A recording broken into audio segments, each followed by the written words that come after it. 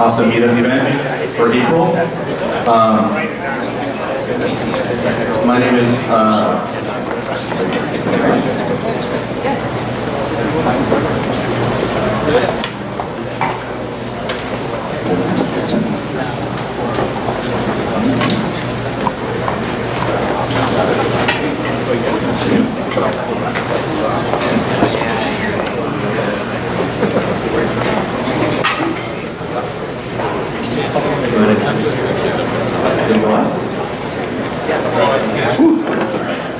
awesome. All right, cool.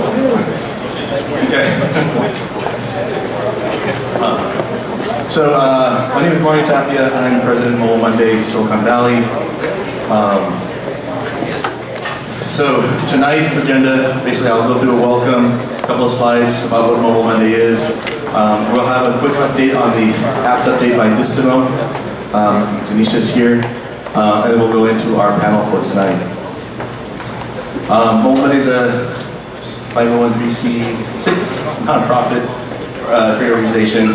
We're also in a bunch of other cities. So tonight, there's New York's having something tonight, and a couple other cities as well later this month. We're 140 cities worldwide. Who here has been to a Mobile Monday outside of Silicon Valley? Wow. How about outside the US? Cool. All right. So here in the Valley, we're over 13,000 now. I think 5 years when I took over, it was 2,500. So we've grown substantially in the last couple of years. Again, the demographics pretty basically are thanks to you guys filling out the survey. We can keep this data updated. But basically, a third of you guys are business development sales. Who are those guys? BD, sales. All right. Product guys, product and marketing folks. Wait, engineers, who are the guys who write code, build stuff? Cool. VCs, any investors in here? See, all right. Okay, designers, they're like unicorns. See, we have 3, 4, 5. All right. And then media, bloggers. Hey, where's Peak West? Are you guys here tonight? So you guys set up. Yeah, all right, Peak West. All right, so we do 3 types of events per month. We do this monthly meetup. We do something that's more developer focused on the dev labs, and then we do an executive dinner, topic based.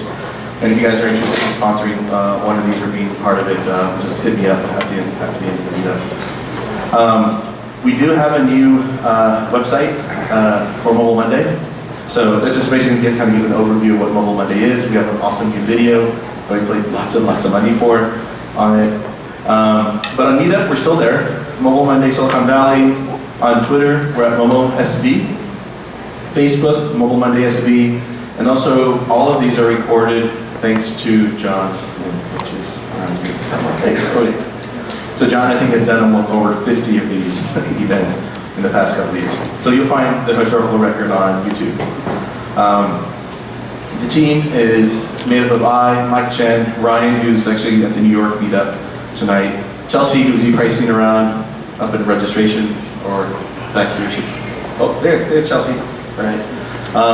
We also have Monica, who's also the event manager, and she is probably with the, well, she's coming over here now. There's Monica over here with the panel. And then John, who's on camera. But now I'd like to give you guys a round of applause for these guys, because they're all volunteers. A lot of time, a lot of their free time to help out in the events. And this is some of the support that we get from the Valley, which we're very grateful and happy to have. And then for tonight, Mobile Monday is our hashtag, and also our Twitter alias is MomoSB. So tonight, we're looking at the next generation of productivity apps. Everest helps you achieve goals. Tempo helps you keep you up on time and to meetings, and with a lot of other additional information to prepare you for your meetings. MyFitnessPal can keep you in shape, and Humin keeps you well connected with your community, and is really going to be. I've been looking for stuff at like what Humin does is the next generation of address book, and they do actually a really, really good job of execution on it. We'll be focusing a lot of discussion around user acquisition. So how do I get users? Do I pay for them? How can I get them for free? And also engagement and retention. So great, once I got a user, how do I keep them, right? I just spent $1 million on users. Why don't they stay, right? Money well wasted. So we'll also discuss on what some of the good feature sets to help with retention and some of the gamification that goes along with a lot of apps today. And then monetization.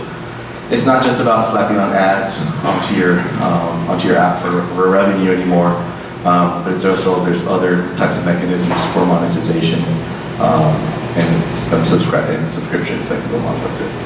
So this is our panel for tonight. I'll introduce Monica later so she can do the introductions there. But quickly, I want to go through Momentum. So how many people here have heard of Momentum program so far? Wow, okay, we need better marketing.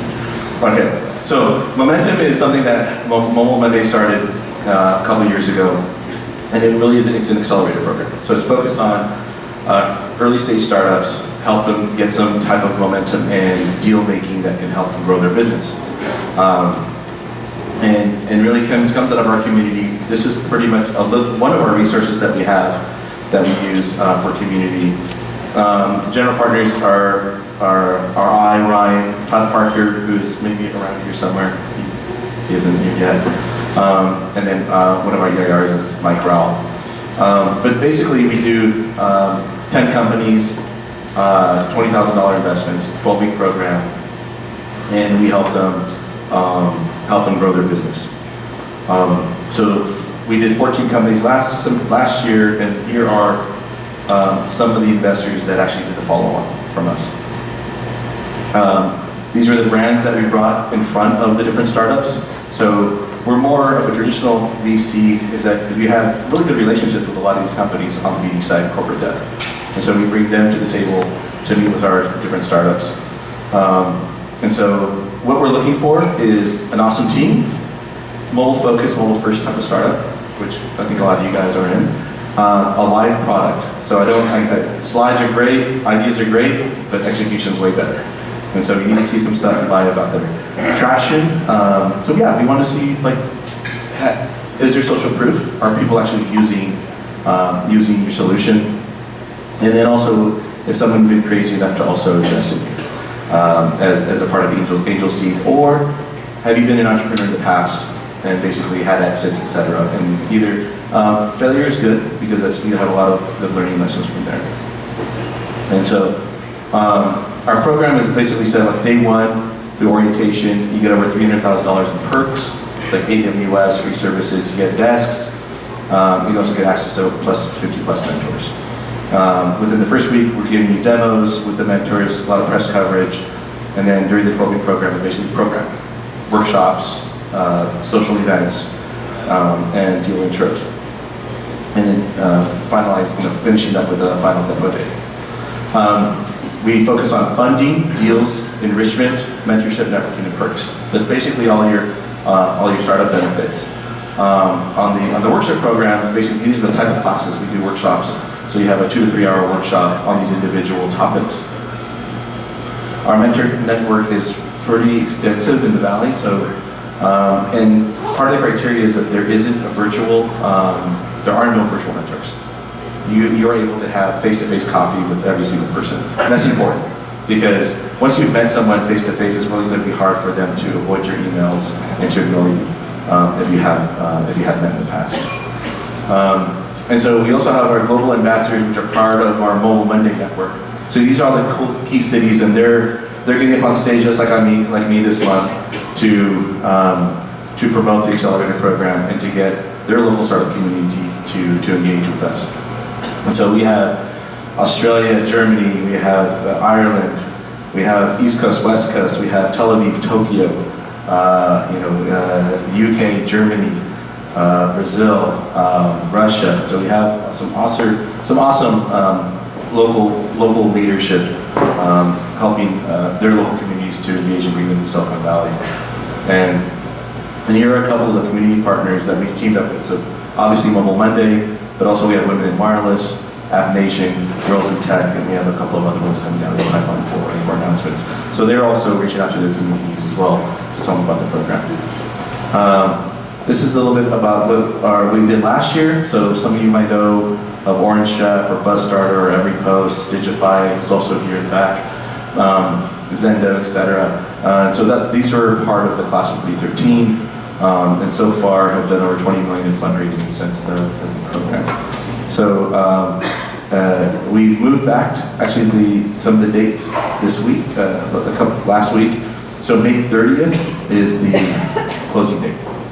And we will start July 9th as opposed to June 9th. So if you guys are interested, momentumvc.vc is our website. You can also visit, look for us on F-Success. How many people know what F-Success is? No one knows F-Success. Wow. AngelList. How many people know what AngelList is? Okay. So F-Success is the new AngelList. So it's about 5 times bigger than AngelList in terms of community. So the cool thing about F-Success is it's a community for accelerator programs, but also a community for investors and startups. So I think right now there's already over 5,000 accelerator programs and live today that are open. They have over 30,000 startups, 40,000 individuals, and about 10,000 individual investors. So it's a pretty good community. And so I'll end with Tanisha. Where's Tanisha? Okay. Tanisha from Distimo has a couple of slides to show you, and this is kind of the update for this month.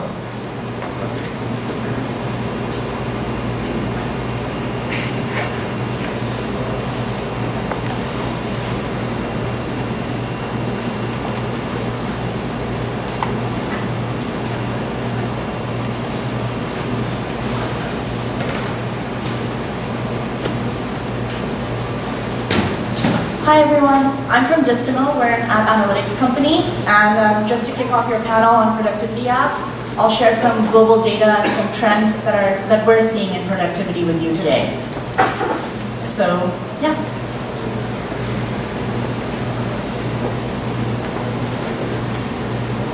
Let's get started. So have you ever found yourself wondering what business models are succeeding in the productivity category? Or what countries are productivity apps most popular in? Or what the most lucrative markets are for productivity apps?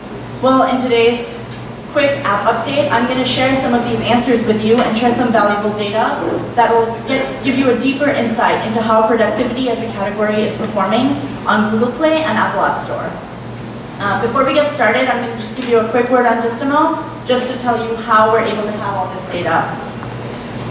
We're global leaders in app market data and business intelligence, and our premium product is basically app estimates, revenue and download estimates for any app globally, and that's how we're able to see such global trends happening in the app ecosystem. So with that, let's get started. So here, we're taking a look at business model trends for productivity, and we're looking at all countries on the Apple App Store.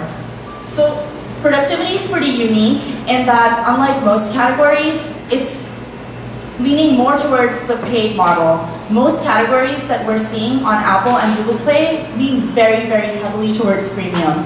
For example, social or games or news or newsstand. These categories tend to be very, very heavily generating revenue from the freemium model. But at categories like productivity or education is another one that we see that the paid model is still able to generate quite a bit of revenue. But as you can see, and I thought this was really interesting because in November, you see that 70% of revenue is from paid apps, but by February, so just in a few months, we see that freemium's already increased by 13%. So we're seeing this trend. So on this category, we're pretty much, sorry, it seems like the slides are on an auto timer.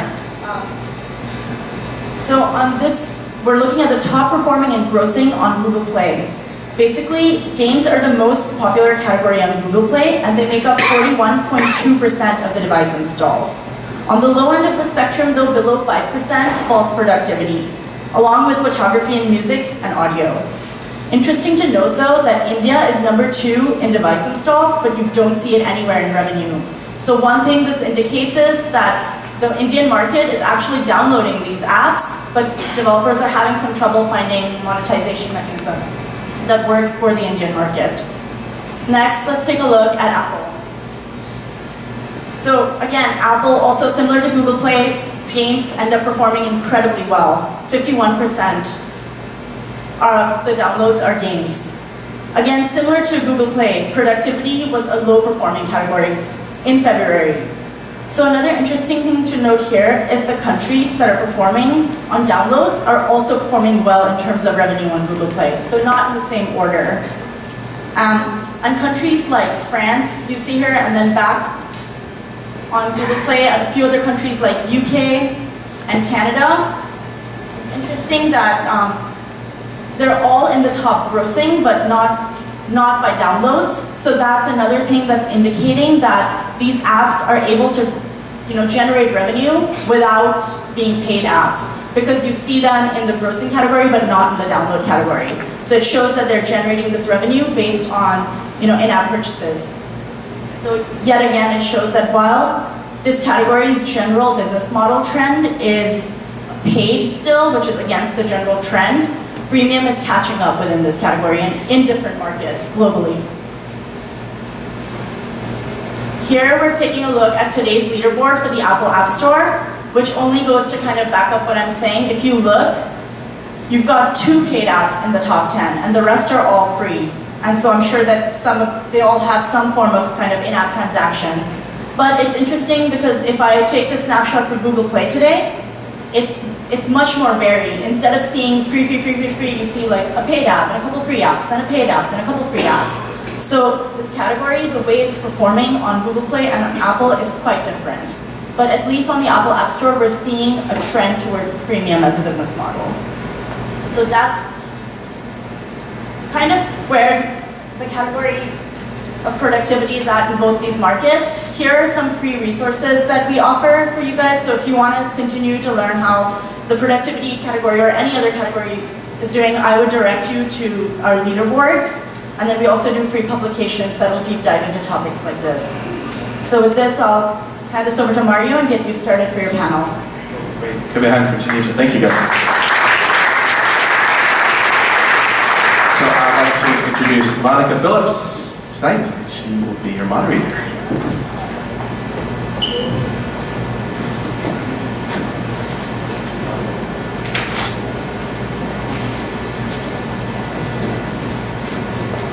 Welcome. Hi, thanks for joining us. I'm Monica Phillips. I'm a business coach, and my motto is to set good habits, do something every day that matters, and keep a positive attitude. And I help people focus on their values and commitments and why it's important to them so they can move from inspiration to action. Technology is playing a leading role in connecting people to that action. We track our fitness and dietary goals, treat sleep disorders, identify how we spend our time to increase productivity, and limit behavior that is unnecessary. Track financial data, customer behavior. We track what we eat, how much physical activity we get in a week. And technology has made it easier and simpler to gather and analyze personal data across all spectrums of our lives, from our heart and our mind. So we have an impressive panel here with us to help discuss how technology is integrating with our lives and what is keeping us engaged. We have Francis Pedraza, CEO of Everest, CEO and founder of Everest, inspiring people to follow their journeys and put memories in context. We have Sophie-Charlotte Moatti, Moble veteran, monetization expert, Facebook entrepreneur, and founder of the Rendezvous dating app. We have Raj Singh, the founder and CEO of Tempo, making a smart calendar that helps people improve effectiveness through understanding their work habits and how they use their time.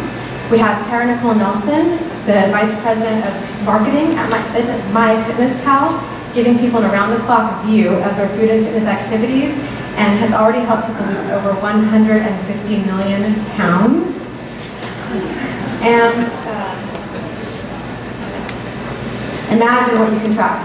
And we have Lane Wood, marketing, word, and branding person, the CMO of Humin, and they're in their beta right now, and it's integrating artificial intelligence to build a smarter phone. And I'll let each of you elaborate a little bit more on what you're doing and how what you do helps people improve their lives. Hi. So Everest started last January, helping people achieve goals. They've started Dream in the app and then plan and track steps to accomplish their dreams. You get step-by-step guides, you get support and encouragement from other people. And this Thursday, we're about to drop version 2. We're very excited about it. Incorporates a lot of our learnings. Version 2 sort of step beyond goals into journeys. Journeys could be goals, but they could be other things in your life. And the primary behavior for the user is to post moments into these journeys. So that's what we do. Hi, so I'm SC Moatti. For a couple of years, I was helping people find a romantic match. We sold that company and I ended up working at Facebook. I recently left Facebook and I'm now doing a residency at a fund and exploring opportunities, some of them related to the conversation tonight around how data around personal health or productivity combined maybe with some hardware can help make our lives better. Raj Singh. We started with the simple goal of trying to build a great business assistant. So we saw what was happening with Siri and Google Now, and felt that the calendar was a great UI metaphor for that. And so with that, we built Tempo Smart Calendar. Why we like the calendar is it's really the only thing that tells the future. So it's where you're going, who you're going to meet, what you're going to do. And so we use that data /AI to effectively help you be better prepared for meetings and help automate common workflows out of your calendar. Have my own. I'm Tara Nicole Nelson. I run marketing at MyFitnessPal. Traditionally, we are known as a nutrition and diet tracking app, a calorie counter app. Increasingly, we are an app people are using to tie all their health data together in one place. We are the #1 health and fitness app in 45 countries. We integrate with 80% of the wearable devices that have shipped in the world and 4 of the top 5 GPS activity tracking apps. So that's how people use our food database and the activity of tracking and tracking their exercise activities to put it all together and to get those aha moments that help them make the changes they want to make in what they eat and their exercise. My name is Lane, and Humin is yet to launch, so I'll speak tonight only in hypotheticals. But essentially, we thought it was really strange that the iPhone made its first big splash in 2007, and that phone app down at the bottom of your phone has yet to evolve. It still puts people on an alphabetical list. There's nothing more meaningful to the human experience than the people that you meet along the way. And I think that technology should have a more human understanding of the people that you know, and be able to deliver your context to you in contextual awareness that thinks in the same way that you do. So instead of trying to remember somebody by their first name, or starts with an M, you can think through things like met last week, or lives in Austin, plus works at Dell, plus all the ways that your brain actually thinks without actually having to remember their name. So yeah, we're going to launch here pretty soon, and we're making some pretty big assumptions about building a new phone app. So I have the beta. It's pretty cool. So gamification is getting a new life with the ability to track personal data made possible by mobile apps.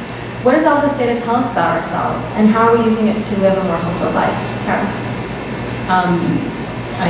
The use case for data with us is pretty obvious. Eating is something that you do a lot in your life, right? So it is by design that human beings eat very habitually.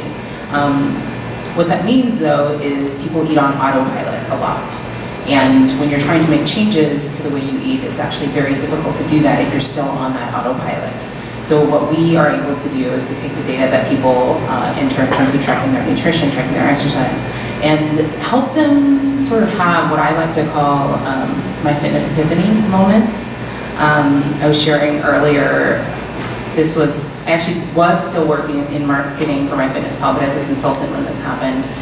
We, just because of our reach, have a lot of celebrities who use the app, even though we haven't asked them to use the app. So it's kind of amazing when you wake up in the morning and realize Kate Hudson is given a testimonial about your app to a bunch of magazines without you even knowing that was happening.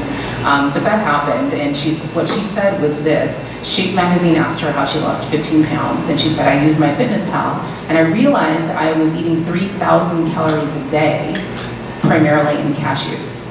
So that's a lot of cashews, number one. And two, that happens a lot. You often will hear people who have had lots of success on the app report back, like, I just did not realize I was eating that. And so that's a really simple way, just the awareness in what they're eating and sometimes what they're not eating, depending on what their nutritional needs are. We do have lots of people who have like medical conditions and need to eat certain macronutrient proportions and that sort of thing.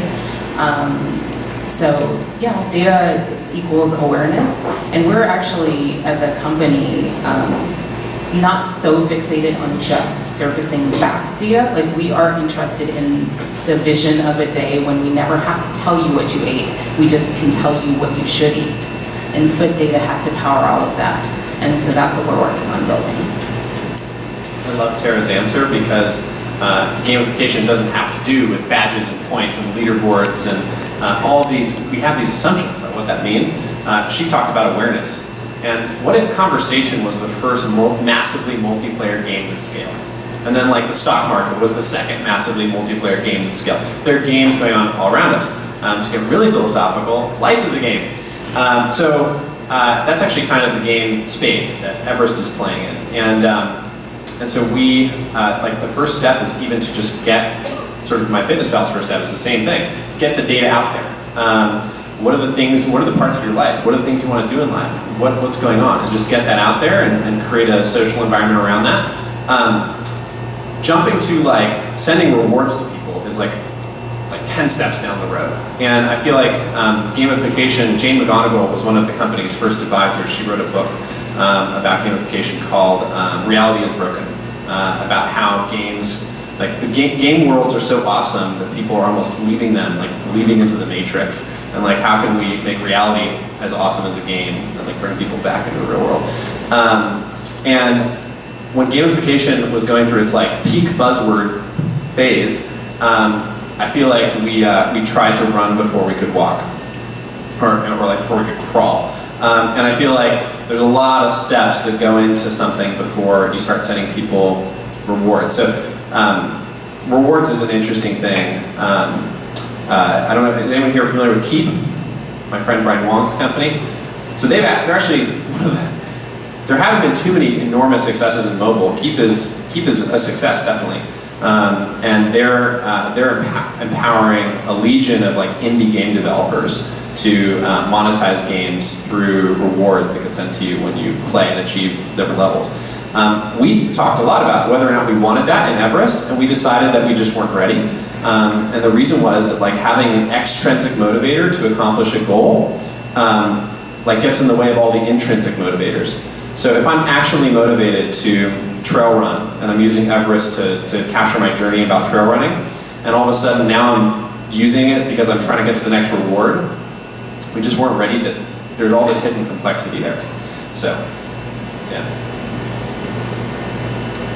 Raj, you want to answer that question? Sure.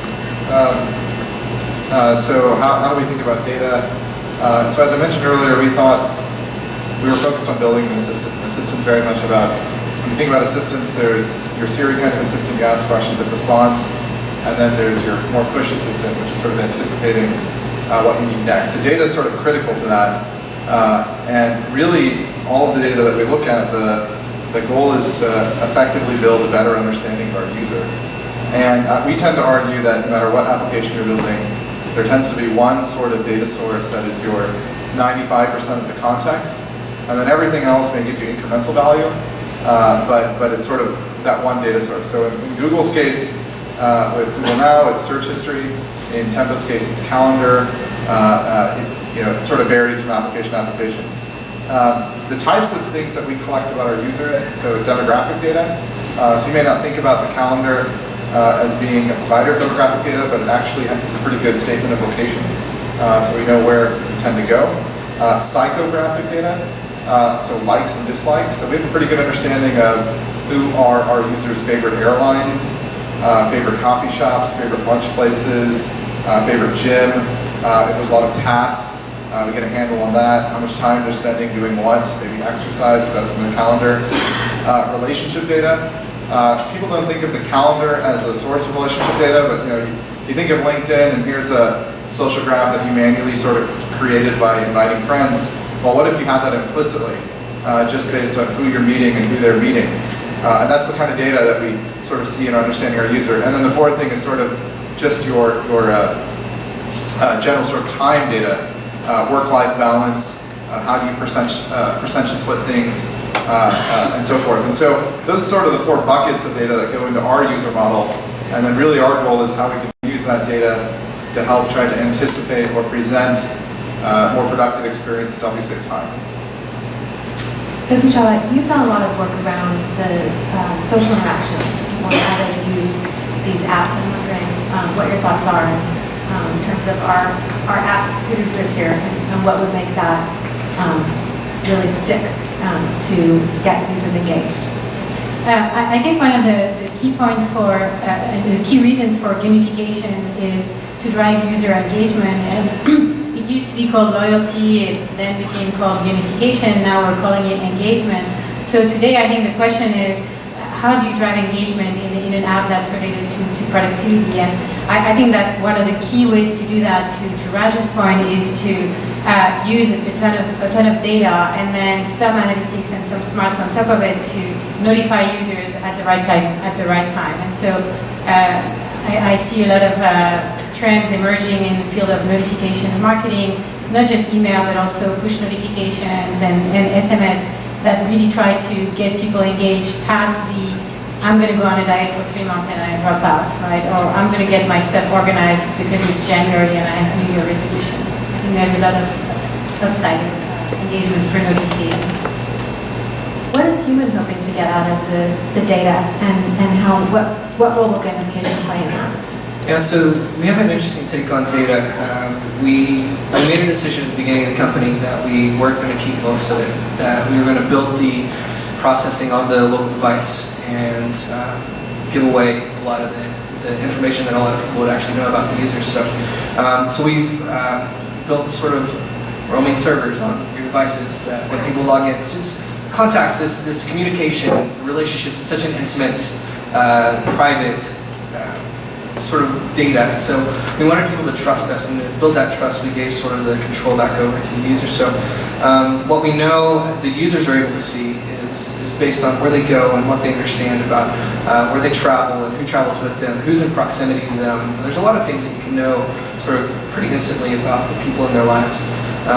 But the things like when you log into Gmail on your email on your device, on the iPhone email, it's going back and forth directly from your phone, right? So we do the same thing with Humin. When you log into Gmail, it's not sending the emails through our servers so that we can analyze them and back down your phone. That all doesn't touch the cloud, so all the passwords and all tokens stay on the device. But what we do know is that there's interesting data points as you go about your normal daily life that you're not really collecting, right? So you're CC'd on an email with 5 different people that you're going on a vacation with in a couple of months, right? But a couple of them you're not friends with on Facebook, and a couple of them this is the first time you're interacting with them, but there's one key person that holds everybody together. Well, that's only saved in your email, and that understanding of relationships and that data is incredibly valuable, but it's never really been presented back to the user. And so once we sort of understand this sort of daily habits that seem mundane, and actually understand them all together, you create a calendar invite on Tempo and it's saved on your device, and we're able to understand who's in that event with you and when the last time you met with them was, and deliver that in a way that you understand. The gamification side of it comes in sort of in an interesting way. One of the things that we're looking at is when you meet someone new, that may not happen every day, it's happening right here, right? So if you come and go and not meet someone new, you're doing something wrong, right? So the way that we do it is exchange business cards or whatever, but one of the things that we have built in is a thing called Humanize. It's a feature that when you enter someone's phone number, we're able to understand who that person is pull down their photo and tell you what you have in common just off the phone number. So, oh my gosh, you know Raj, how do you know Raj? And we've got something to talk about just off of that one thing. But if Raj and I just met and we have a common friend and we take a photo together and I want to text it back, that sort of like reward and that sharing is something that we're really interested in. But the natural element of that reward of meeting someone new and telling you that you already have something in common, there's a small world moment that you wouldn't have gotten without all this like small talk before. So. Thanks. We talked a lot about context too. You could build a bunch of apps, but people aren't going to use them if it doesn't mean something to them. It doesn't fit into what they're doing every day. We get distracted by all of these new technologies. I download tons of apps all the time, and very few make it into my core group of what really matters. So if the technology doesn't support people, what they do naturally throughout the day, then they're not going to use the app. What do you do to build an interface that's contextually relevant at all times? I've got a microphone, so I'll say it really quick. One of the challenges, you guys have seen a lot of products come out that have tried to solve the problem that we're looking at. It's kind of arrogant to think that we can step in and do something interesting. But one of the things that I think a lot of our predecessors have done, they've wanted to take control of the contacts, the address book. The problem is we don't really have a habit about an address book. You go to your phone, find your people, or you pull down a spotlight search on your phone. The contacts address book is really the thing that's relegated to a third page. So if we think about the context in which people think about their people, it's really around their phone, right? And so maybe you message people, maybe it's for messages, but essentially if people need to be in one place, it's around their phone, and that's the habit. But getting into building an experience that is in a design that is reminiscent of the old phone, so that you don't feel like you have to like give up at the first glance is all too new, but still deliver some of these magical features of understanding a little bit more context around your people and being able to present a new way of understanding contacts. We've had to design an interface, and we're even more so designing an interface that's reminiscent of that old phone app so that people don't have to break some long established habit. I think that once you pass the initial, first time user experience, most of your interactions with an app are going to be driven by events. And you want, as a developer, to make sure that each of these events ends up with a positive feeling for your user. And so I would say that the first step of these events is an alert, right, or a notification of whichever sort. And you want this to be very actionable, right? An offer you can't refuse, which will lead to your user visiting your app. And then once they're in your app, the reward you want to offer to them is a great user experience, maybe a single tap or a very heavy touch-based experience. And then, as much as possible, back to Francis's point, a real-life reward, something that's actually meaningful.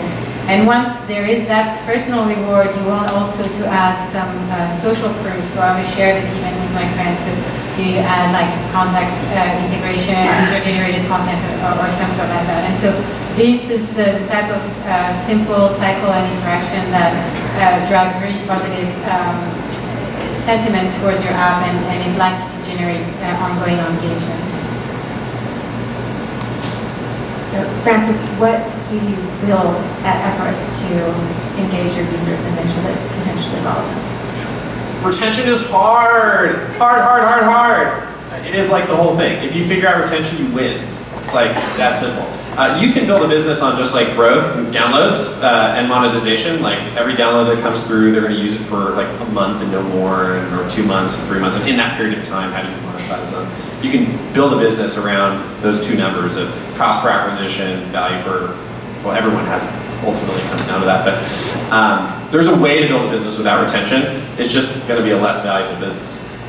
So if you want a massive home run, you have to figure it out. And as Raj was saying earlier in the room, Raj, you want to share that stat about productivity apps not getting past the 10 million ceiling and how hard that is? We were talking earlier, I was just saying, productivity is a unique category. This is my first time working in the productivity category. Apps tend to be very individually useful, versus group useful. And so what I mean by that is, when you look at most productivity apps, you're dealing with personal data, and so they're not necessarily inherently social or viral. Document sharing has been kind of the breakout case that amazes me, because it's individually useful in that you're syncing across your own devices, and it is also group useful. In many instances, when you look at group useful productivity apps, they ultimately are collaboration apps.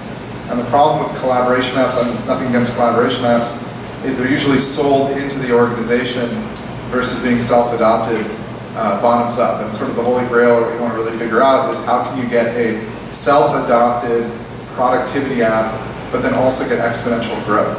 And I think what France is alluding to is we've gotten a retention where we want it to be, and we're linearly growing, but then the question is how to create more than just step functions, but exponential growth. And if you look at the vast majority of the productivity categories, so sort of the top 400, there's certainly exceptions, don't get me wrong, but the vast majority have not really been able to break out of millions of users, not the tens of millions of users like Instagram that got to 10% of all iPhones installed. And so that's something we think about a lot, is how to go from individually to group useful without becoming a B2B product. I think that's what you're You shared some juicy bits about like the inherent fragmentation of personal productivity because everyone's got their own system. Yeah, I want you to say it because like it's good material to dialogue around.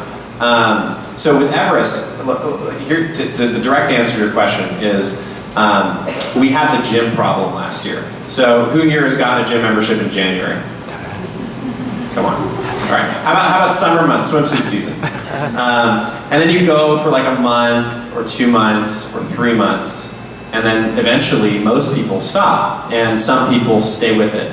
And so we've been thinking a lot about how to resolve this problem. So people created millions of steps on Everest last year, and they followed through with quite a bit of them. At least, about 15% were completed. But there's this weird thing where engagement was inversely correlated to retention. The more steps people created, the less likely they were to stick with it long term because they're creating a bunch of future stress for themselves. And so with version 2 of Everest, we've actually moved totally away from this planning behavior. We feel like it's somewhat, for consumers, dangerous to give them that power, right? Because the more people plan, it's like promises you're making to yourself in the future of things you're going to do. And when life inherently just doesn't go according to plan, you look at the app and you see all these things that you want to do, you can't do, and you're like, I give up. And so that it kicks in guilt, it kicks in stress, so people have to move away from it. So I think that the question was the answer. There was the bit in the question of like, how do you piggyback on what people are already doing in their day? And if you're piggybacking on an existing behavior and empowering that behavior, that works. If you're trying to introduce behavior change, that's like trying to introduce a totally new behavior, that's far more hit and miss. Or just a battle of attrition, as Raj wisely put it pre-stage. What do you do to find out people's strengths? Because as a coach, I work with a lot of people, I call it the dip. They get to month 3 in their coaching, and all of a sudden, all those things they really wanted to do are hard, right? So we go back to our default, because that's easy. Well, I would like to do all those things, but it's hard, and what I was doing before was easier. So I'll just keep doing those other things, because changing my behavior to really get what I want, because I'm a high achiever, is too painful. And so if you can get to that point of daily habits, engagement with what they're already doing, focusing on strengths, maybe it would push the product past that dip, where then they start to see the results and they love it again. Yeah. So Sun Tzu was all about cultivating a sense of effortlessness as a warrior, as a general. And I think that like, how do you, like whenever something is too hard for people, you're like a salmon swimming upstream, and that's, it's way better to surf the wave instead of like resist the wave. And so I think with version 2 of Everest, we're in no way giving up on our desire to impact people's lives and help them accomplish all the things they want to do. We're just reframing it so that it doesn't feel like work and it doesn't feel like an obligation. And I think that in most areas of our lives, there's ways of doing that. I think what Raj is trying to do is trying to make calendar more automatic, so it's easier to adopt, because basically Raj's value prop is it's not going to take as much work for you you're going to increase the value, decrease the cost. And it really does come down to those basic behavioral economic formulas of what is the cost of your app in terms of like the cognitive load of even thinking to open it, of setting it up, etc. And then what is the value that people get, and how liquid is that? Like how much do they have to invest in the cost before they realize value? And if that differential is like powerful enough relative to other solutions, it'll work. Yeah. I mean, again, people eat all the time. Food is everywhere. I joke all the time that there is nothing about Doritos and Snickers that actually helps with home improvement projects, yet they are readily available at the checkout counter at Home Depot, right? So we have this situation where for us to succeed, we actually kind of have to fight universal forces that put like foods in front of people. And so everything for us is about context. It's about making tracking. We know tracking works. So we are on a mission to constantly make it easier for people to do. And the way we do that is we have to understand how food plays a role, how food shows up in people's everyday lives. So we have a barcode scanner, and we were like the first food tracking app to have a barcode scanner, because even though I'd love it if everybody grew their own, everything organically in their backyard. I live in Oakland, we're all about urban gardening and all of that. People don't eat like that. They eat things with barcodes on them. So if you want them to track them, put a barcode scanner in your app. The food database is huge, right? Like if you eat at Chili's or Chipotle or McDonald's or whatever, even if we don't think you should eat McDonald's, that's what people actually eat. So we make it easier for them to understand the nutritional and the consequences for their weight goals and their personal health goals of the foods that they are actually eating. So context is everything, and in marketing, in particular, I saw a lot of marketers raise their hands. There's a sort of movement or trend right now around life cycle marketing. Have you guys heard that phrase, life cycle marketing, right? So it's you take all this data and you understand how users are actually using your app, when they engage, when they disengage, and all that, and you try to orchestrate marketing messages to them across like different channels, right? I am a big proponent of life event marketing. And that's just like, what are the real life events that your users are experiencing with respect to their journey around weight loss or health or time management or relationships or whatever it is that you're trying to help them transform. If you don't understand that and you're totally fixated on what people are doing on your app, you will never understand context in the way that users will increasingly require the apps that they use to understand context. It always makes me laugh when I go into the store and I see the labels on vegetables. Fat-free food. You're like, no cholesterol. You grew like that. Yeah, okay, so I think there's a common sense disorder going on here. It's interesting because here people are typically very healthy, right? We talk about like the 1%. There's like the 1% in terms of health is kind of here where we live. And you can actually, our vision as a company is to sort of correct this universal imbalance that we see, which is that it's much easier to live an unhealthy life than to live a healthy one. And you can actually do that for massive numbers of people by moving the needle in a pretty minimal way on nutritional literacy. People do not know what they are eating. Most people, even though most people in this room might. And so again, that's context. I'm not necessarily trying to solve for my context. I have to sort of understand what my vision is and who I'm trying to reach and what their context is. And for most people, it is nutritional literacy. I love what all of you are doing in terms of using data to build on this quantified self we talked about earlier. I kind of see it as a Venn diagram, that all that contributes to this understanding of who we are, what we do, how we, cure sleep disorders and all these things. At the same time, then there has to be some physical human touch that's real. So it's interesting to see how those interact with where we are to get the users really engaged. Oh, I was getting depressed by the, life is doomed and we're all going to stay fat for fat. So I think that one of the great things that these apps are doing is that they give people like multiple chances to make changes in their life. And maybe using My Fitness app the first time is not going to get you to your ideal way. But if you try again, or if you try with another app, you might get there, right? So I think that what a lot of these apps are doing, and the multiplicity of apps on the App Store is doing, is giving us multiple chances to try again and get it the next time. I think one of the things that we're looking at is we want to encourage that actual human interaction. We won't always see it, right? It's the things that we can't always quantify that meet up. We do know that if you engage with your Starbucks barista on the way to work, that you're more likely to have a better day. If you talk to somebody on the subway, like your day trajectory changes. It's those types of interactions that we really find are really interesting. And, I think if productivity apps can help you find those moments and make you less, take away the barrier to have those interactions. If you're meeting someone new out and you're able to find out something that that you have in common with them, or if you're able to remember a name and you're more likely to go speak to that person, it's like, oh my gosh, who was that?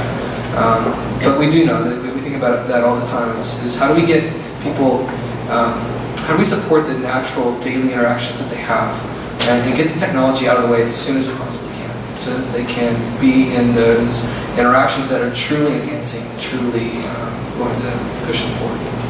I was going to add three, just a few quick notes about context. So if you're building an app today, you definitely need to start thinking about context.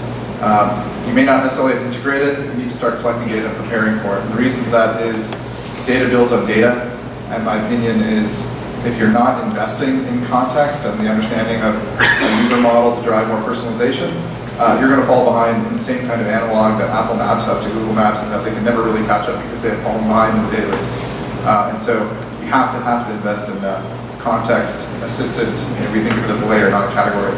The second thing I was going to add about context is it's super hard. Certainly you may try to decipher the user's intent, that they want X at this time or they want Y at this time, but you're probably wrong. And internally we describe this as the Cheerios problem.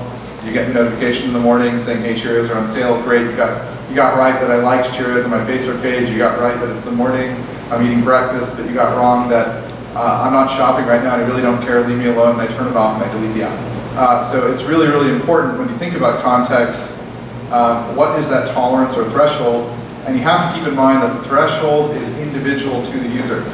So when you think of Netflix, Pandora, they're clustering large segments of activity and behavior into some number of segments, maybe 50 clusters, 500 clusters, whatever it is. When you're thinking about context, you're clustering every single user as a cluster. So you have 500,000 users, you have 500,000 clusters. That's a really different kind of model in thinking about how you look at data and how you machine learn on data and how you share that data. Super important in figuring out what is that level of forgiveness on an individual basis, especially as we start looking at the Internet of Things and you're pushing notifications to watches or screens. The tolerance on each of these devices will be different. I think the third thing I wanted to add about context, and I'm blanking. I had one more thing I wanted to say. I'm gonna go. Yeah, go. So actually, just to piggyback off of that, one of our friends and advisors to the company has been helping to build search over Bing, and they've tried to be more predictive about what you want. And it is a challenge. It is really, really, really, really hard to be predictive, to have predictive AI.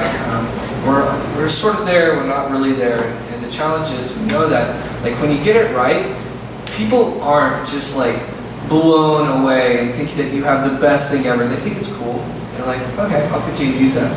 But when you get it wrong, it's a 6x effect in the wrong direction. Of like, oh, this is the worst. I'll never use it again. I'll never tell anybody. Disable notifications, and this will never ever work for me. It's crazy how extreme those two things are. Get it right, continue. Get it wrong, people are they hate it. So. Yeah, the third thing I was going to add, sorry, I was blanking, was you don't want to put the carriage in front of the horse. And so what I mean by that is, in most contextual applications, you have to collect data. And so sometimes you'll see that you'll have these very, very sort of long onboarding kind of scenarios, or scenarios where the user has to wait multiple days before they can even use the app because you're trying to mine and understand and learn. And that's a real problem because you're going to experience this huge, huge sort of bounce rate. And the thesis is like half your engineering is really focused on that first user experience. So you want to be really, really sort of careful about that. There's an interesting kind of funny quote where somebody, or joke, somebody says that an assistant is either a sinkhole, S-I-N-K, or a sink hole, S-Y-N-C.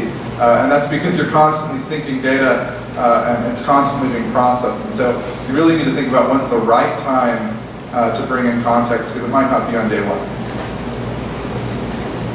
A lot of really interesting to go through the path of geolocation and privacy, but that's a different panel. So I'll keep that, but I like the chair's example. I've learned from all of you about various apps and features and your apps and others where I don't turn on all the notifications, and then I'll learn, oh, I'm missing something really cool because I didn't, and now I want to do it, or I heard from a friend. So I kind of go into default mode from the beginning. Don't tell me anything, I want to check it out. Maybe I'll like it later. And then as I learn about them, I start to like certain features, and I turn it back on. How do you get that message out to others who are like me? I mean, I'm like you. I drive the internet stick, not automatic. Who else is like that? I like unfollowed all of my Facebook friends because I just wanted to go on Facebook and have a blank experience and go like, who do I actually want to check up on? Oh, Sam, you know. Oh, Mark. Oh, Natalie. You know, I want to go to their page. So I think making I'm as a user very opt-in, not opt-out. So I feel like you mentioned the onboarding experience, how 50% of the engineering time needs to go to onboarding. That is huge as a statement. Because onboarding is often just those, you know, the login experience and the few slides or whatever early experience you give a user, those first few sessions, and that dominates most of the engineering time, because that's where you lose most people. And I feel like for users, assume that they turn off mail, email, and push notifications. You now have no way of reaching them. So in whatever experience they had with your app, when they downloaded it, when they got an account, when they first started using it, that was your sales opportunity. That was your opportunity to impress the user. And I think that in consumer applications in particular, this is why craftsmanship is so key. This is why design and engineering and product and minutia and details and subtlety and nuance plays such a key role. Because it's not just about delivering a value proposition, it's about delivering a value proposition in style. And people can tell when the product creators really care. There's just such an obvious difference whenever I get on a product between something that's well-made and not. I don't know if anyone's been using Slack in the enterprise. They're a new entrant into like collaborative. They're just such a well-made product. And you can tell, you just feel it. So it's like driving a BMW versus driving not a BMW. And if you can create that, like, you know, I'd rather have a product like that and no notifications than like a product that's not as good with notifications.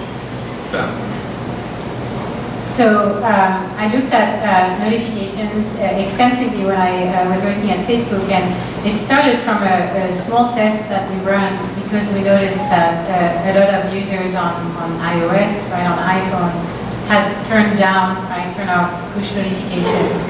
So we ran a small test where we showed them a set of instructions, 5 steps, like there's a lot, 5 steps to go on their phone and turn on push notifications. And usually on a 5-step process, we thought nobody would ever do it. And it turned out like almost 25% of our users started to go back and turn on their push notifications. And so that was really a kind of a wake-up call for us to say, oh, it turns out most users reject push notifications because they don't quite understand what it is. So if you show a push notification to somebody on their phone, they're like, oh yeah, no, I really want this. But then if you ask them, do you want push notifications, which can be alert and badges and so on, which is what's on the prompt, certainly don't want that, right? So there were a lot of effort that was done to drive pushability inside Facebook. Some of the things you can see, we added a screen before the prompt to explain to people, to our users, the benefit of receiving push notifications. We gave them opportunity to turn on this prompt on multiple occasions. And it made a huge impact on how push notifications were received, how many people accepted push notifications, and push notifications, just because of how prominent they are a very, very huge driver of engagement and mobile DAU or WAU or whatever your metric is. So that's one of the really big engagement driver. For Tempo, I've been using it for a long time. I've been noticing you guys playing around with when I receive notifications, whether it's like birthdays, and you're not telling me at 8 a.m. when I wake up because I don't want to think about anybody else. That's like at 4 p.m. randomly, I'm getting birthday notifications and thinking for the first time, oh, birthdays, I got a moment to do this. What are you guys seeing that's actually working?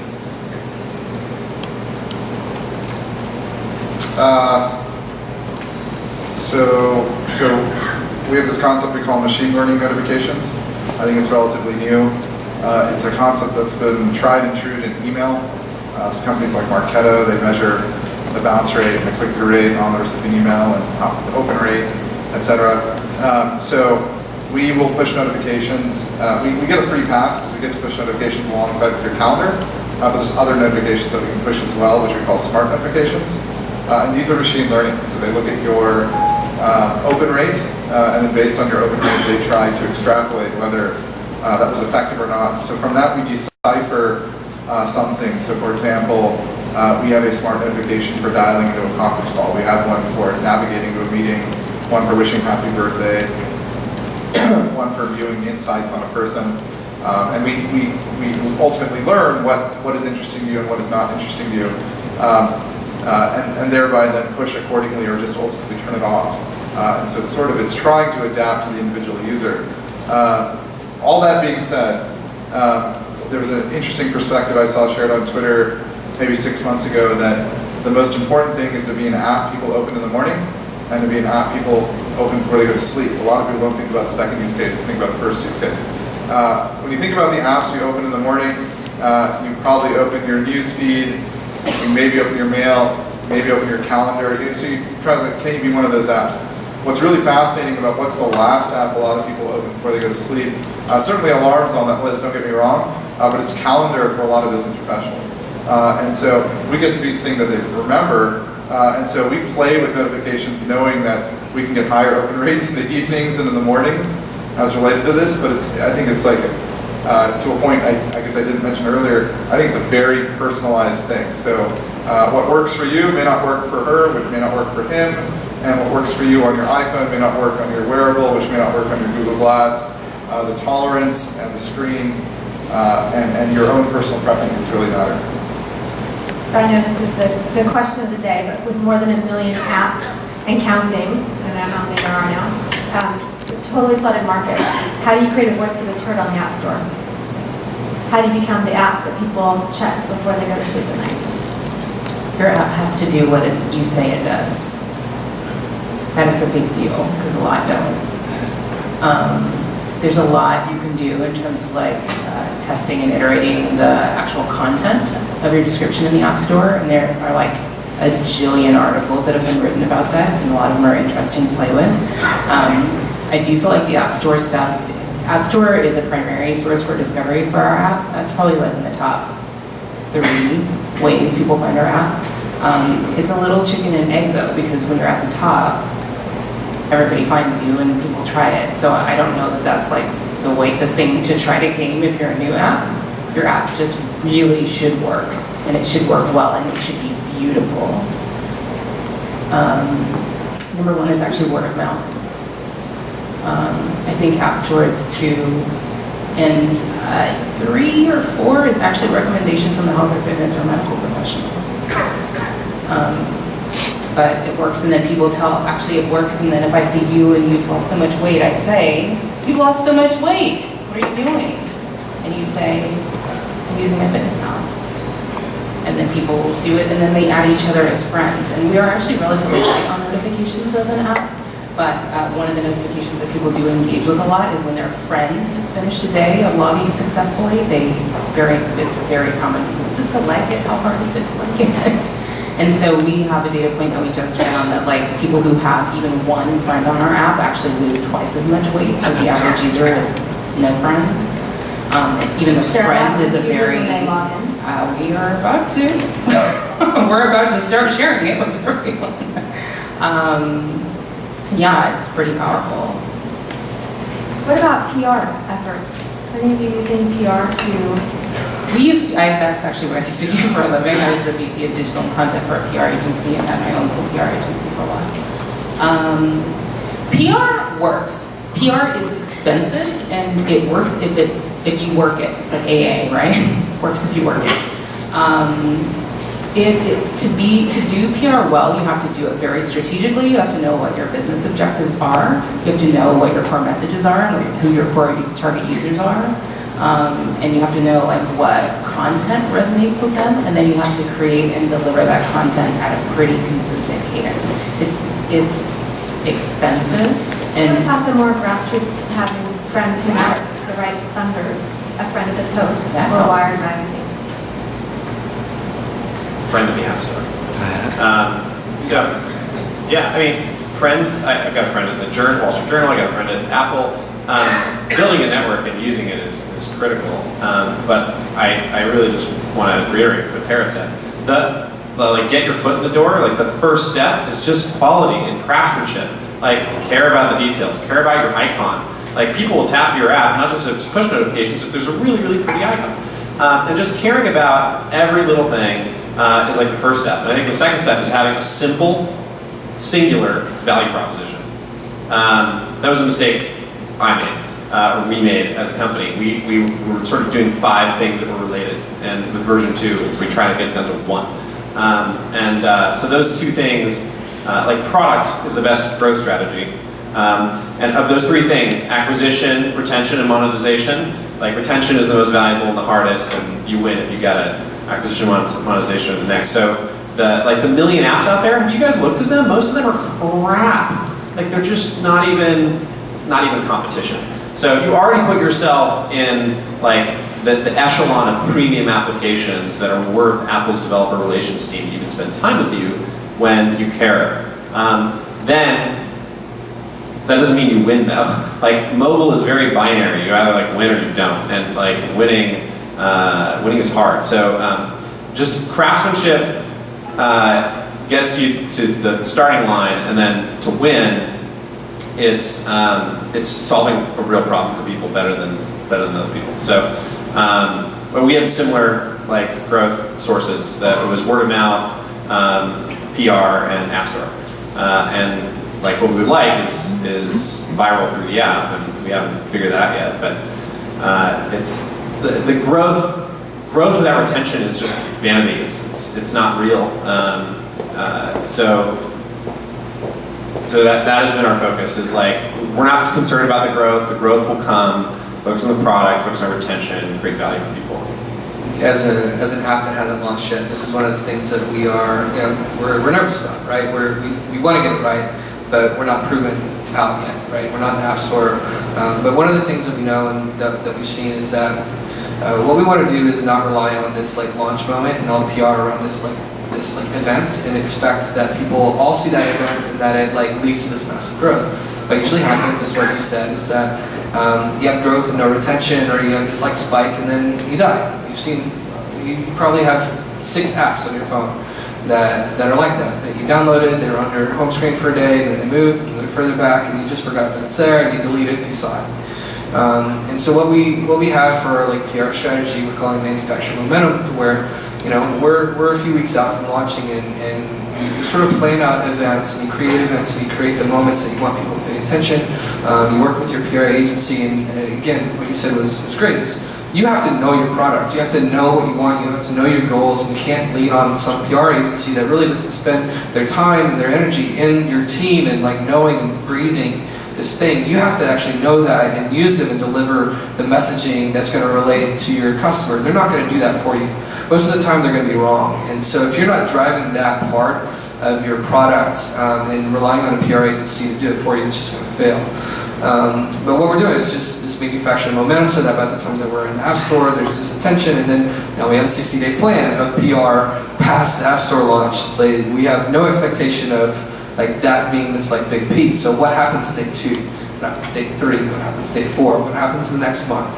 And as we're looking at user retention and sharing of the product and the app, and that being its own word of mouth, you enable word of mouth PR as much as you can, within the app and within like moments. But yeah, it's PR. So at previous companies, Warby Parker, Charity Water, PR was a massive part of our success, and it can't be understated. You're going to be exhausted. Keeping up with media is really hard if you try to do it internally, especially as you're young. So I'm a big fan of PR. I'm a big fan of like searching around and finding the right person that really believes in the product, and invest. It's expensive, but so is failing. So yeah, big fan of PR. It's not only finding what is meaningful to someone else, but all of you are doing what's meaningful to you. So it makes sense that I'm hearing, echoes of what's important for others, what's, quality, what's beauty, and having that quality in the design and the delivery of the product is meaningful because you want to help people have an experience that matters. So where are you spending your energy right now? What's next? So I spend a lot of time thinking about more traditional industries and how mobile can really help disrupt them, like the freight and transportation industry. Like, what can mobile do that? What can they do with mobile that they couldn't do before? The event industry, the user testing industry. This is where I spend most of my time, slightly unrelated, and robotics. So I have a somewhat heretical answer, particularly in the productivity world. Where I've been spending most of my energy is deleting stuff. Like, not doing stuff, but deleting stuff. I started with clothes. I got rid of most of my clothes, I got rid of most of my closets. And then I started to realize, wow, this is progress. Like, this is like anti-work and it's progress. Then I applied it to relationships. I went from like 6,500 contacts on Gmail to 1,500. And I found all the needles in my haystack. And it's incredible. It's like when you have less names there, when you have less people in your life, and you have the people that are there are super high quality relationships, you find what's valuable to you. And at work, it's the same thing. It's like work begets work, and features beget features. And we don't really think about how there's that V'ing out, all the downstream work that our decisions make. So if you're like me and you're an ambitious person, and you're looking, you're planning for the next 3 months, and you're like, what do I want to accomplish? And you say, I want to accomplish this, and I want to accomplish this, and I want to... Just do the first one. And this is where I've come to realize that hard work is kind of like a very common, very great sin in business, where hard work is often an avoided strategy for making hard decisions. You're choosing not to pick one, so you're doing all of them, and so you end up like pulling all-nighters and everyone's stressed and there's a deadline and who's been there? Come on, audience, please. Do you work in America? So I think that where I've been spending most of my energy is trying to make hard decisions to avoid like being in these chronically hard-working, stressed-out situations. A friend of mine at IDEO, not to be too long, but she was working on an education project, and she realized that one of the fundamental flaws in education is that we train students to outputs instead of helping them cultivate their inputs in life. And when you're working 110% of the time, and you're not spending time with your girlfriend or your wife or your family, or going to art galleries, or learning how to paint or cook, or all the inputs in our life, that is what oftentimes creates the beautiful work product. And yet we think that what creates a beautiful work product is pulling an all-nighter. And that's just fundamentally wrong. So, yeah. Kind of the value of the quantified self, all of this data, it's being pushed out to all of you to find out what works, how can we make these devices smarter, what does it say about artificial intelligence. It's also a mirror for us. Why am I staying up at night? Did I drink too much? Did I have too much coffee? Did I have coffee after 5? Was I visiting a friend and so we ate out more often? All of those things help shift our priorities. Was I in a bad mood because someone said something negative to me so I didn't do the things I said I would do? That mirror part of this data is really valuable to us.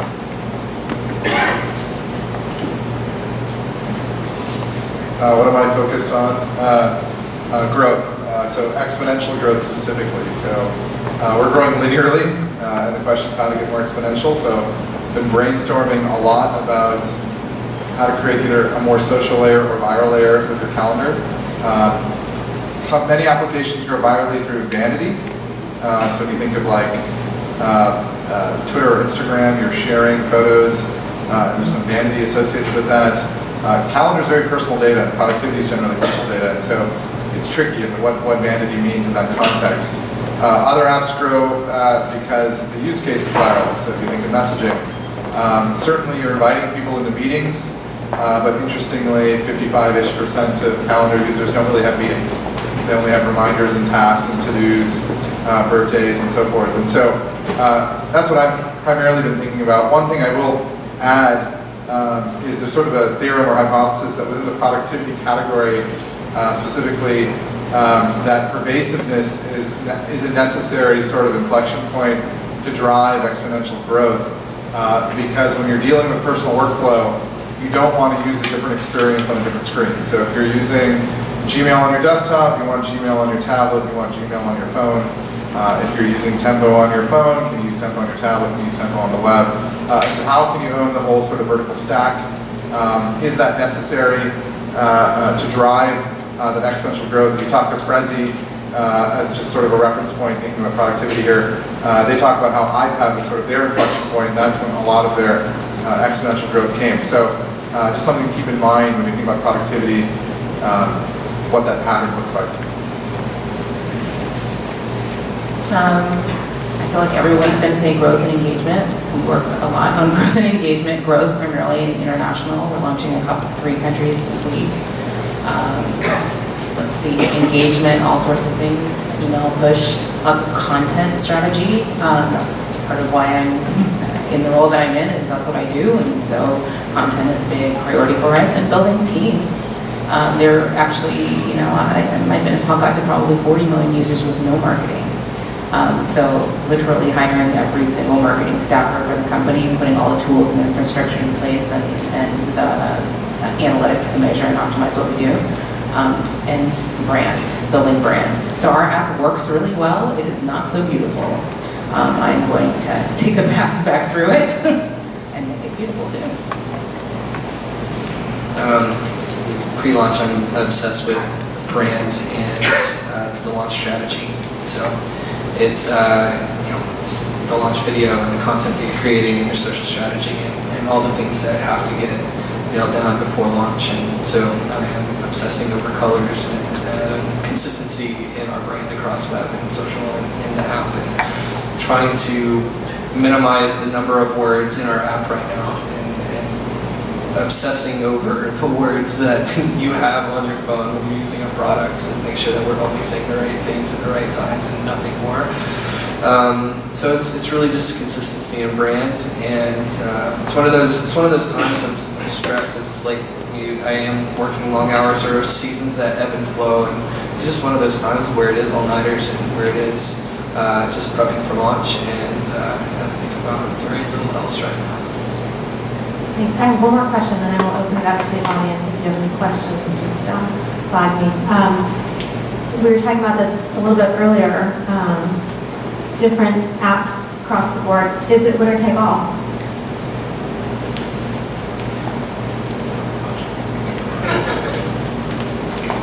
Funny. I had asked that question about something else. So I think in a lot of categories it is a winner take all. I think in productivity, not so much. But the argument is that in any particular industry, the number one player will take 80% of the market cap. So if you look at mobile advertising, maybe AdMob took 80% of the market cap. Is Dropbox, or 10 times more than Box, are they going to take 80% of the market cap? In search, Google took 80% of the market cap. And how long does it take to get to ultimately winner take all? I tend to believe in productivity because things are so personal, and because you have this external influencer, which the end user doesn't have control of, which is what the company mandates that you have to use. So if you join, I don't know what CRM Adobe uses, but probably Salesforce. If you join Adobe, you have to use Salesforce. You can't use your personal tool of choice. It creates an always fragmented environment. And as a result of that, you have multiple winners, and you may not have a winner-take-all. With respect to other categories where it's more democratized, and completely bottoms up. And so I think it's just an interesting thought experiment as you're thinking about what you're working on. Does it ultimately become a winner-take-all, or can it, or will there be multiple winners? And really the thing I think about is there will always be multiple apps, but does the number one player get 80% of the market cap?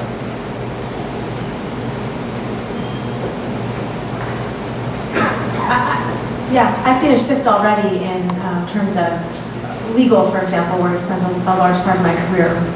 And the lawyers are now requiring their own technology. They're working from home more, they're decentralized, there are no longer the 10th floor law firm offices still are. But you're seeing that less and less now. More lawyers want to have their own workspace. They want to work from 4 different cities. They want to travel. And when they can, they want to be able to have those options, so they download the software they need. And then they put in an expense report. And it's part of just kind of meeting a minimum. I've seen a huge shift there, and I think there are possibilities to have that winner-take-all category kind of open up, where what wasn't possible before because of corporate restrictions is going to change. Interesting. Questions from the audience? Okay, so every company is under tremendous pressure to be the front runner and winner takes all. I am up on Raj's point. And I know a lot of investors says, burn the money, that's why I'm investing in you. So talk about the non-organic growth and what techniques or what manners or methods or companies that will help you with the non-organic growth. Because I know the organic growth is still slow. And that's why they invest, because they want you to grow fast. So user grows on top of everything else. So share your experience. So having money is an advantage. Right? So you think of it like on a poker table, and I don't know if anyone, I'm sure everyone here has played poker at some point, but I'm not sure if you've played in a room large enough where you get a final table. And when you get to the final table, part of the strategy is, if you're the biggest pot, your strategy is to let the 6th player guy beat up the 5th player, 4th player, dwindle down to about 3 players, and then you say, okay, now I'm going to make my offenses. So you'll just keep folding every hand at the ante, sort of the strategy. It's very similar to when you're thinking about growth in apps in a category. And there's different philosophies from different funds and different entrepreneurs. But a lot of funds, or a lot of entrepreneurs will heavily invest in paid acquisition as part of their strategy. So by spending dollars to acquire users, even if they're not a monetizable app, they're basically forcing themselves to always be in the top 200 within their category, thereby getting the organic uplift. Couple that with some PR investment, there's a perception that they're always winning. They show up in every conversation. Next thing you know, you see a brand 3 times, you remember it forever. Anytime the word calendar is mentioned, is tempo not mentioned? Just sort of some things to think about. If you can get to a critical size, and you can certainly play this through your investor community, getting preloaded. It's happening. The S5 is preloaded with 10 apps. I think a key thing that's happening in those preload kind of agreements, having worked on those things in the past, is the OEMs want a revenue share back. So you create some artificial paywall on your app for something not purchases. It doesn't even have to work, but they think that they can make some revenue off of your app. Much, much greater odds than getting preloaded. Right? So there's a lot of these sort of different tricks that I think you can leverage to get the next echelon of scale. If you look at Evernote, they're a great sort of case study. It took them, I think, 2 years to get to 500,000 users. They're an 11-year-old company. It took a long time to get to the 60 million users that are today. But if you look at a lot of their growth in the last 20, 30 million users, it hasn't been organic word of mouth. Evernote is not an inherently social app. If you play with it, you don't really share notes. I don't know how many people here use it. You probably keep it for yourself, just sync it across your own devices. Most of their growth has been coming through operator distribution deals and OEM distribution deals. You just don't see it. So this stuff's happening in the background. They do one of those deals, they get 10 million devices overnight. And Facebook, very similar with emerging markets. So I think there's a lot of other channels, but you have to play it to your advantage. And one of the funny things is, in winning a lot of these deals, it is a game of perception. Hi there, my name is Jinky. I'm a writer with PingWest.com. So my question would be, earlier we all see the statistics show that productivity apps are those needs are universal. So I want to know, like, what are your geo focuses, and also I want to know what's your global expansion plan? So version 2 will be available worldwide. Version 1 was just available in the US and Canada until about 6 months later we made it available in the UK, Ireland, Australia, New Zealand, and South Africa. There were reasons to do with the feeds that we didn't allow other languages to be present because we had a lot of interactions between users who weren't friends. So we had to build a community of strangers, and so they all have to speak the same language. With version 2, we changed our feed structure so that it doesn't matter. So it will now be available worldwide. We're very excited about that.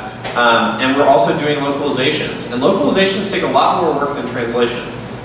You not only need to translate every string in the app, and you might not think that there's a lot of strings in the app. There's a lot of strings in the app that are just like hidden and you're not even noticing. But you need to translate your marketing, you need to translate your app store description, but you need to make sure the translations don't break the UI. Because to say, how are you in French and Japanese and Korean is different lengths. So there's a lot of, and then any change that you make to the app, you need to go change it in 14 different languages. And then you have to deal with support.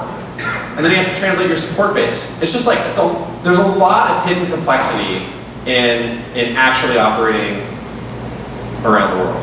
But the great news is, if you do it, there's tons of upside. Apple will not only feature you in the worldwide app store, they'll feature you in the Finnish app store, the Norwegian app store, and the Indonesian app store.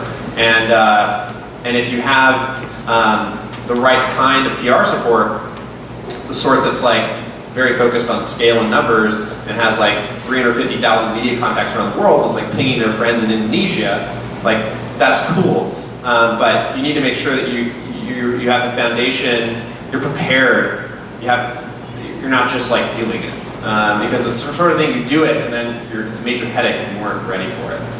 So I wouldn't just like, I do that with caution.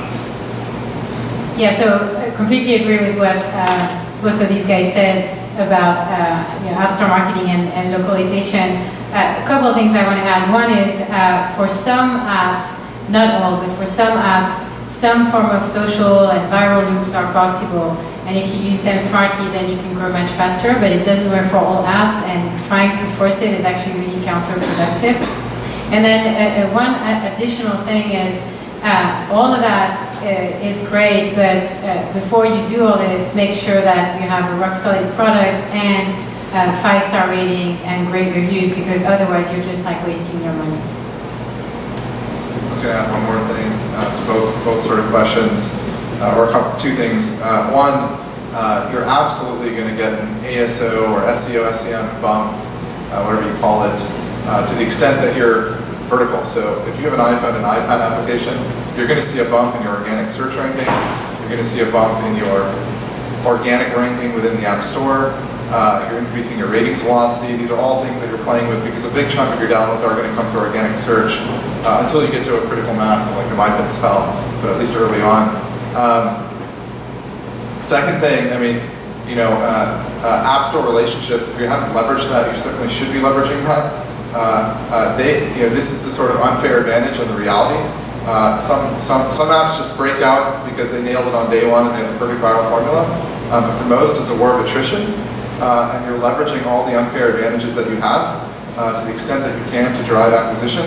And what I wanted to point out, and I can send the link offline, there's a great Google Labs video. Google Labs is kind of a growth hacking studio where they talk about growth hacking mechanisms and tools over the last 15 years. And they talk about how in 2003, email was super effective because people would open their emails and click the links. But in 2007, 2008, it was Facebook. Was a great way to acquire users and thus the creation of all the game companies. In 2010, 2011, it was the App Store. I had an app in a previous slide that was featured in the Android market in 2010, 100,000 installs a day. Same app featured today in the Android market, it's about 10,000 installs a day. Just kind of shows you how things have changed. Well, what's the next great growth hacking trick? We're all sort of looking for it. It could be porting to the undiscovered platform like Windows Phone, I don't know, right? So you're constantly looking and seeking to find that next thing you can take advantage of. And then there's a 1-2 year gap, you take advantage of it like crazy. That's usually what creates your mega step function. And then from there, you have a base that you can build on to then start focusing on faster organic growth. Thank you. We have time for one more question. Is there any more? If not, that's it. We will thank you all to our